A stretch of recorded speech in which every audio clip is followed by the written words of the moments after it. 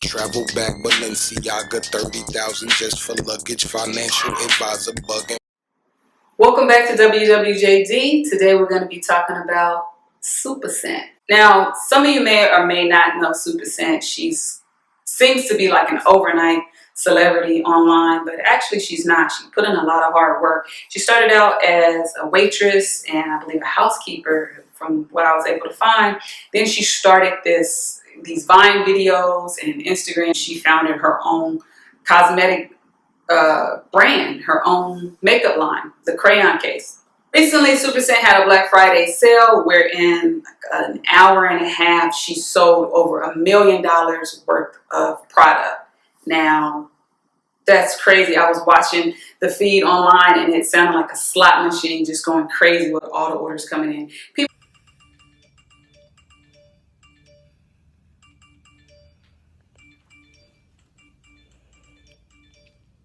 People love her. They watch her. She's real. She shows herself.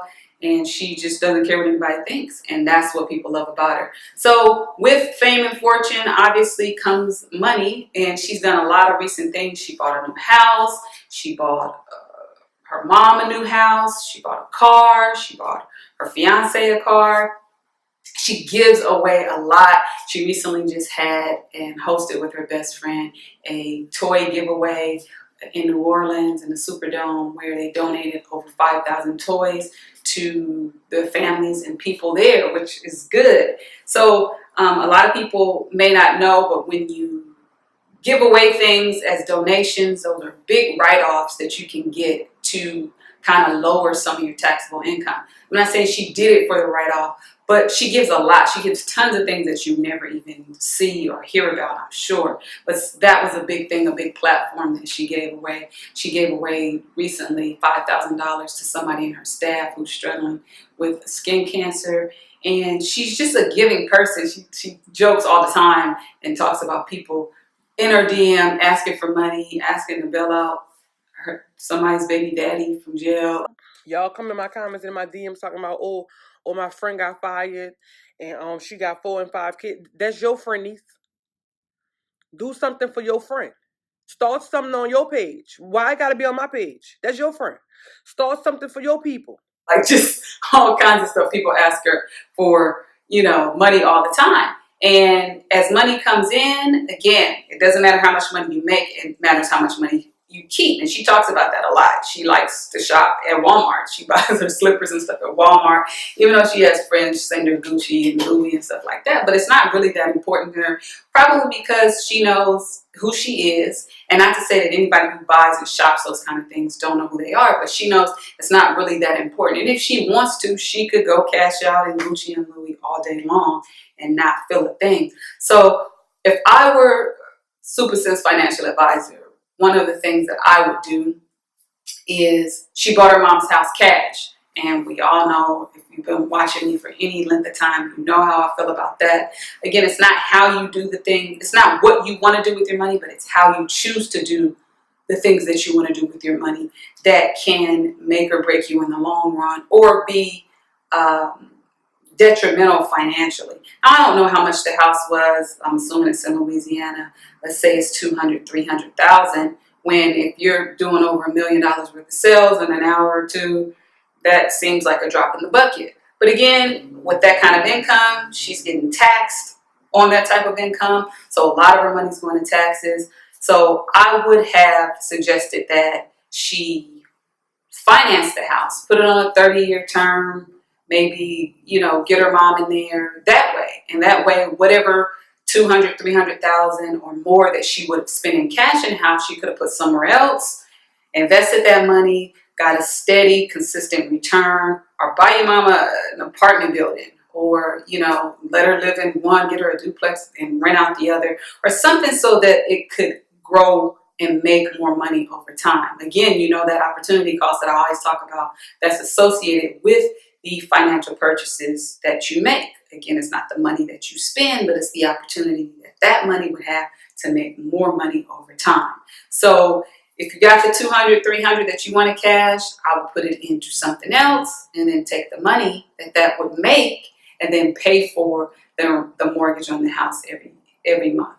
and your mom still lives there. Same thing. She gets the same thing, but it's just a better financial perk for her. Supa Cent in her pocket. She keeps the cash versus giving the cash away. And I know a lot of people want to do that because they don't want the monthly payment. They don't want to pay the interest. They don't want the stress of the payments every month. But if you're thinking long term, which you should be thinking long term and not right now, 300,000, 200,000 back into her business or back into something else that will make her money. Again, I'm sure the house will appreciate over time. She'll have equity in the house. But for now, a thing to do, you know, she has a son, she has a daughter that will be born here real soon. And so putting things away that you can make sure will grow so that your children and your children's children and your children's children will never have to worry or stress or even think about money. And that's how generational wealth works. In other cultures, that's what they do. They put money away and it grows so that they can pass it on to their children tax-free. You know, a lot of times we do what our parents do or what our grandparents did, or especially if we're first generation money. I had this, I found this quote where someone said online, many blacks in my peer group are making good money, but because they're the first person in their family to make it, they're still living paycheck to paycheck because their money isn't just their money. Their money is mom's light bill money, little bro's football money, etc. And that was from @whoisSheena on Instagram. And it's so true. You know, a lot of times, I talked about that before, when we make it, we have so many other responsibilities and people who depend on us. And if that's the case, we want to make sure that we're making the best moves today so that if somebody in our family needs something, or if we want to bless somebody or help somebody, it doesn't affect our money and our check. You know what I'm saying? It's money that has been growing and money that we've invested that we can give them and live off the investments, you know, if they need something. So it's not, again, not how much money you make, how much money you keep, and we want to make sure that the moves that we're making are the best moves to keep as much as possible, grow as much as possible. Cash is king all day long.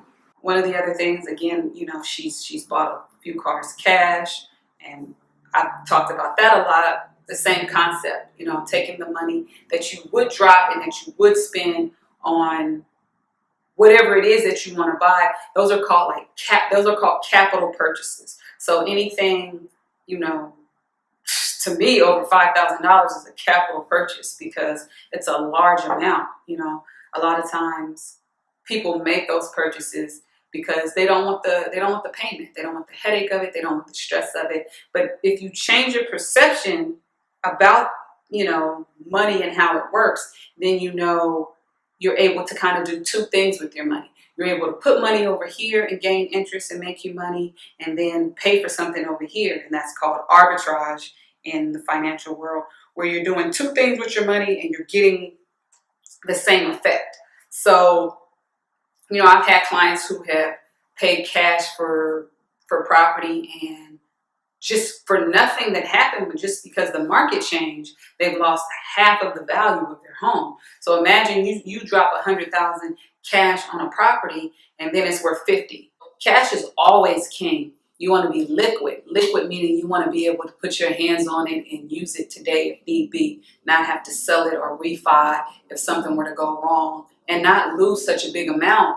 And it's, you know, control. Who's in control? If you cash out a house, the bank's in control because they are who owns the house, and is who's holding all of your money.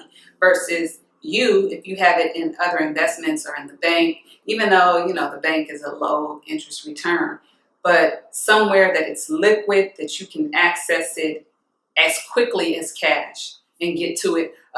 You know, when you pay for your house, pay off cash, you lose deductions and tax write-offs that you can get from paying the interest that you pay on your mortgage every month. So there's, you know, a few losses that you get, and it just doesn't make you as efficient when you cash out and you lose some of the tax write-offs and deductions that you could use if you were paying a mortgage. So Supa Cent, I could be your financial advisor. Don't tell me what to do with my money. I do with my money what I want to do with my money. Don't tell me what to donate.